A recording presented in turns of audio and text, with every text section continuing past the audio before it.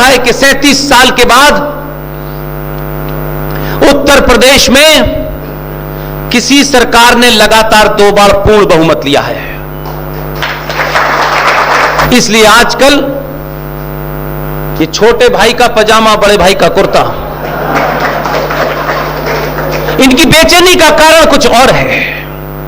इसलिए मांगने से, मैं फिर कहता हूं, मांगने से कुछ नहीं मिलता है। इसलिए बहुत सारी चीजों पे, क्योंकि ये उत्तर प्रदेश में जो दोबारा से आए हैं, उसके बाद ये मेरा पहला भाषण है।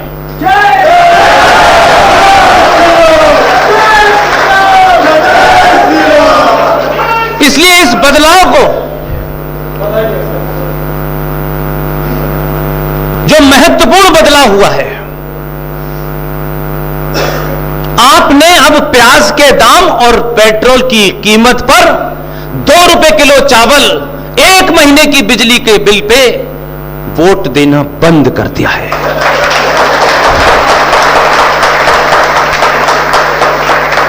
कसम खाइए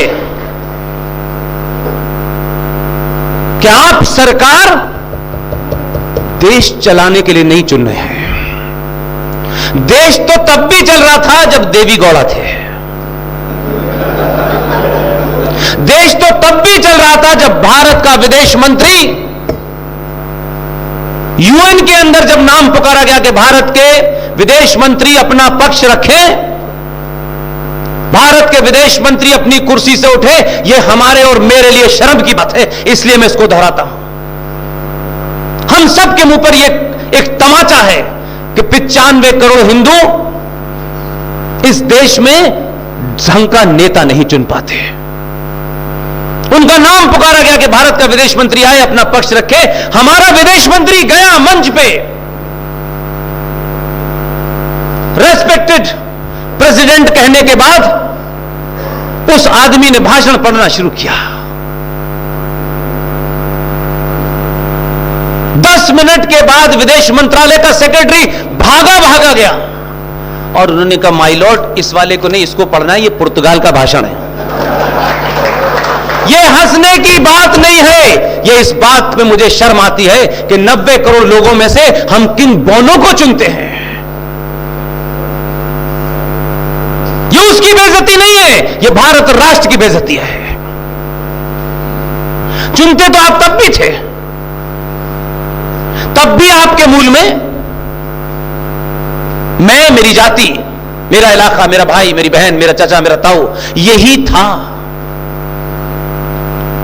भारतीय राजनीति के केंद्र में कभी सनातनी हिंदू था ही नहीं। यह पहला बदलाव है। कहा जा रहा है कि 37 साल के बाद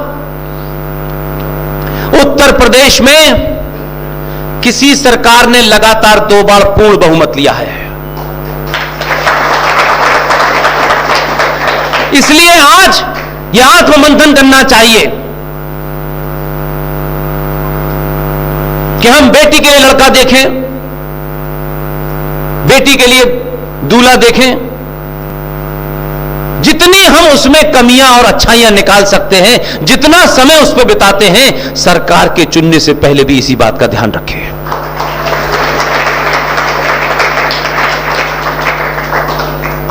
यह बदलाव से दुनिया परेशान है। इसलिए आजकल ये छोटे भाई का पजामा, बड़े भाई का कुर्ता, इनकी बेचैनी का कारण कुछ और है। उनकी बेचैनी यह नहीं है कि आपने सत्ता में उत्तर प्रदेश में दोबारा किसी को रिपीट कर दिया है और दिल्ली में रिपीट कर दिया है। उनका डर यह है कि 700 साल के बाद आपको अपने होने का बोध हो गया है।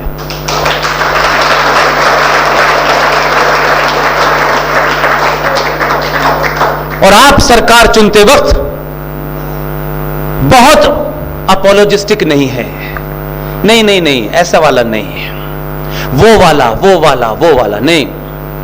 जो सत्ता के नियमों में जो भी नियम बने हैं सत्ता के, उन नियमों को काट करके सत्ता पे काबिज हो सकता है, चाहे वो 2002 के दंगों का हीरो ही हो। वही हमने करना शुरू किया।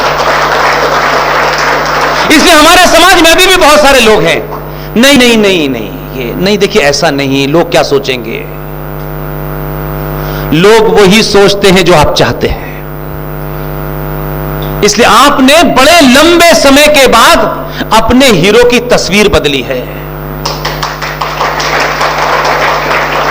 आपने इस कुंठा से बाहर निकल गए कि समाज हमारे बारे में क्या कहेगा। यह समाज आपसे उस वक्त नहीं पूछने आया था जब 2 दिसंबर 1989 को जम्मू कश्मीर के एक इस्लामिक जिहादी को शपथ लेकर के भारत का पहला मुसलमान गृह मंत्री बनाया था। तब आपने सवाल नहीं पूछा, वो कभी अपोलोजिस्टिक नहीं हुआ। उसको पहला मौका मिला, एक चांस मिला 4-6 महीने का, वो अपना काम करके चला गया। आपको कितने साल चाहिए? अगर ईमानदार हैं तो एक एक दिन में हर वो बहुत सारे कामों की लिस्ट है जो इस राष्ट्र को, इस सनातन को बचा सकती है। आपको 50 साल नहीं देने हैं हमको। जो 50 साल की बात करें उनसे कहिए ना, ये बेईमानी नहीं होगी। दुनिया हमारे ऊपर बहुत समय से हंस रही है। हमें दुनिया से सर्टिफिकेट नहीं लेना। हम किसी के सर्टिफिकेट के मोहताज नहीं है भाई, कि हमारी वो तारीफ करेगा तो वो बहुत बड़े हो जाएंगे। हम जिनको हो वो चले जाएं। आपने कुछ लोगों में पहली, यानी ये मैं मानता हूं 600-700 साल के बाद पहली बार आपका रिएक्शन है, और उस रिएक्शन में आपको यह होया कि हम हैं कौन यार, हम क्यों पिट रहे हैं, हम लुट क्यों रहे हैं, हमारी माओ बहनों के साथ चौराहे चौराहे पे उनकी इज्जत क्यों छाली जाती है। 2 दिसंबर को मुफ्ती मोहम्मद सईद ने शपथ ली, 8 दिसंबर को उसने अपनी बेटी को किडनैप कराया, 1 हफ्ते बाद छुड़वाया, और 2 दिसंबर 1989 से 19 जनवरी 1990, मात्र 40 से 50 दिन के अंदर दुनिया का सत्ता और व्यवस्था की देखरेख में सबसे बड़ा मैसेकर, सबसे बड़ा कत्लेआम कश्मीरी हिंदू पंडितों का हुआ। न औरंगजेब था न बाबर था, इसी संविधान की शपथ लेने वाले गृह मंत्री ने किया। वो गवर्नर साहब उस वक्त के महान आदमी थे। इस जीवन में उनसे कई बार मिलने का मौका मिला, उनके अंतिम समय में मिलकर आया मैं। लेफ्टिनेंट गवर्नर की सारी ताकत गृह मंत्री के हाथ में होती है, उसे कुछ काम नहीं करने दिया। बदकिस्मती देखिए, जिसके बाप ने सीधे तौर पर कश्मीरी हिंदू पंडितों के नरसंहार में रोल प्ले किया, उसकी बेटी मुख्यमंत्री बन गई।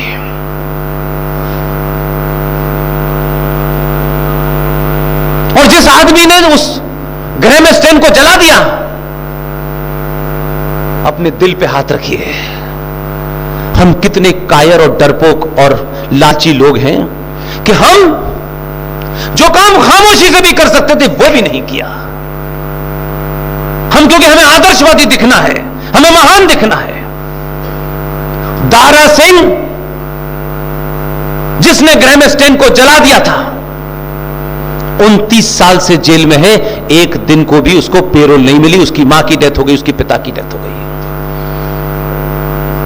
सरकार को जो करना है करेगी, न्याय व्यवस्था जो करना है करेगी, समाज तो जिंदा है। समाज ने क्या किया? अगर ये सोच लेते ठीक है, इसने क्राइम किया, इसको सजा मिले, हमसे मतलब नहीं, लेकिन इसके परिवार को एक दिन भी एहसास ना हो कि इसके घर का पुत्र जेल में बंद है। ये जिम्मेदारी 5 लोग भी उठा लेते तो कई हजार दारा सिंह पैदा हो जाते समाज में। आपके लिए जो लड़ भी रहा है, जो मर भी रहा है, आप चाहते हैं कि हमारे घुटनों के नीचे खड़े होकर के हमसे कहे कि हमारी मदद कर दो, तब हम करेंगे। ये नहीं हो सकता। इसलिए एक नहीं, बहुत सारे किस्से हैं। यह आपके राज्य में कांग्रेस की सरकार है,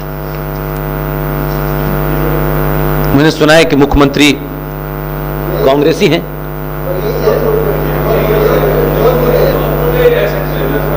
यहीं से बोला, तब तो आपको दोबारा से मुबारकबाद, क्योंकि इसी राज्य में एक बार मुझे बुलाया गया तो मुझे दिल्ली चिट्ठी पहुंची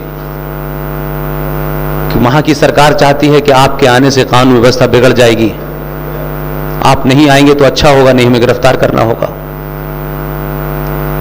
लेकिन क्या बदलाव है कि उनको भी पता है कि उत्तर प्रदेश में